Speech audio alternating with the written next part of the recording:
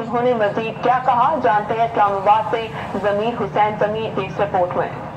JD का ये अमल पाकिस्तानी कौम की नज़र में अमूमी तौर पर और पीजेडीपी के अहदेदारान व मेंबरान की नज़र में खसूसी तौर पर काबिल सताइश है।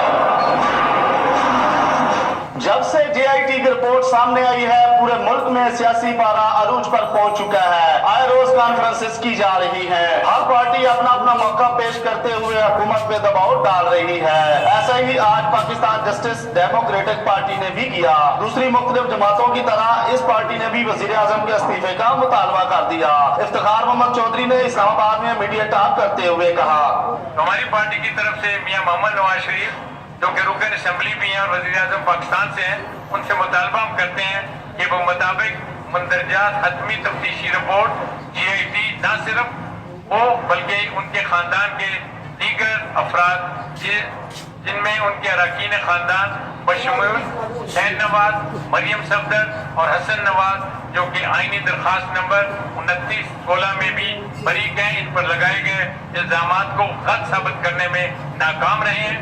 इसलिए वो वज़ीर आज़म पाकिस्तान के ओहदे में रहने का कानूनी व इखलाकी जवाब खो बैठे हैं। हम इस जो स्पीकर नेशनल असेंबली हैं अय्याज सादिक साहब, इनके खिलाफ भी एक नाअहली का रेफरेंस जो है दाखिल करेंगे जो कि इलेक्शन कमीशन के पास जाएगा, ताकि ये भी आइंदा के लिए अपनी इस सीट से मुंतखब ना हो सके, क्योंकि इन्होंने जो इनकी जिम्मेदारी थी उसको सही तरीके से निभाया नहीं है।